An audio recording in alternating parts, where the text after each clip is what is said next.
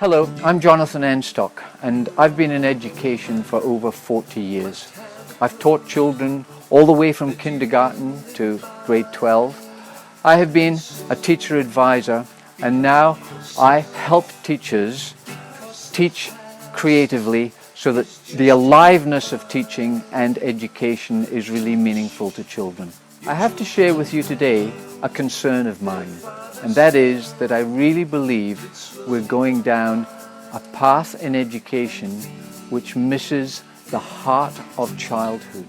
At the heart of this matter is something that educationalists probably don't talk about because it is not very clearly understood, and that is the education of the heart. How do we educate a child's heart? Is it indeed important to educate a heart? That recently a book has been published which illustrates what ancient wisdom has known for many, many years. And that is that we have three brains. Now, I'm very thrilled to see this research because the education that I'm talking about knows about these three. We know that the gut brain and the body intelligence brain really has its formative years from 0 to 7 years. The second phase of development is the heart of the matter for me. It's how we actually educate the heart. And we know that the heart brain ideally has its educational phase from round about 7 to 13 years of age. And then the head brain, the thinking brain, has its major formative years round about those teenage years when the children are really struggling to go and find truth and really want to go and have teachers who are honest and know their subject. Freedom.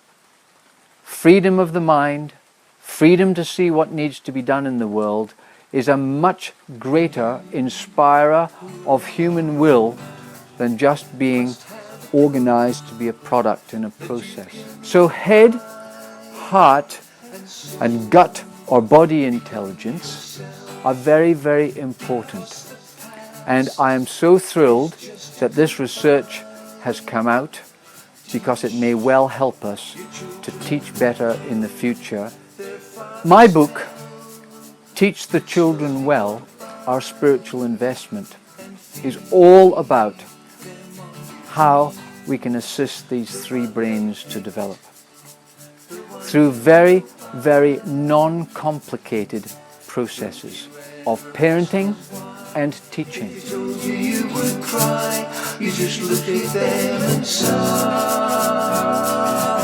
Someone has to speak for the children, and quite honestly, I'm not sure it's the politicians who are pushing educational performance. I'm not sure sometimes that it's the curriculum writers who are looking to get early outcomes from children. I'm concerned that many parents now push their children because their fear is that they won't get a good job without a good education, so that they push too much onto the children too early. Children's hearts love being educated, and you can see the joy that runs through children when education is brought to them from a feeling, aesthetic, creative, artistic perspective. Children love being educated that way. I would love the debate of how we educate the human heart to be at the forefront of educational discussions today. But it's not. Curriculum writers, schools looking for better results, teachers concerned about getting their school better marks, and the concerns that teachers in actual fact may just be paid because of their so-called productivity and paid on results is in actual fact a silly and foolish way to go with our education. I'm sorry, but it is, because we're missing the heart of the matter. If we educate children's hearts so that there's passionate teaching from teachers, there's passionate learning from children, they will go on to being what, of course, we would all like to be, and that is lifelong learners.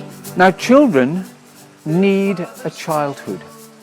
If we take childhood away from children, they will feel an emptiness are lacking for the rest of their lives. Childhood is a very, very important stage in human development. How do we create intelligent children?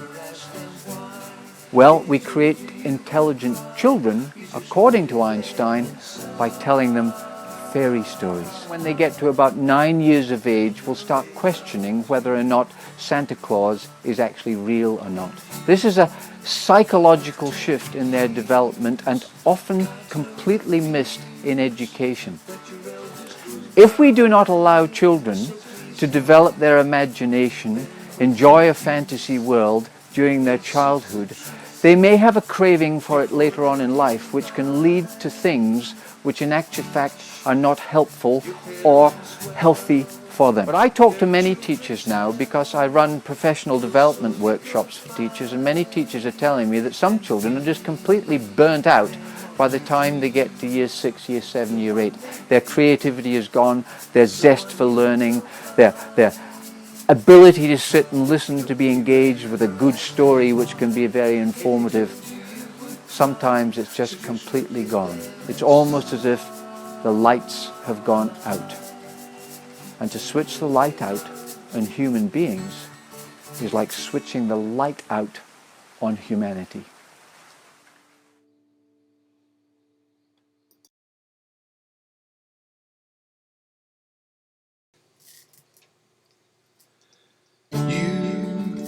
Who are on the road must have a code that you can live by, and so become yourself, because the past is just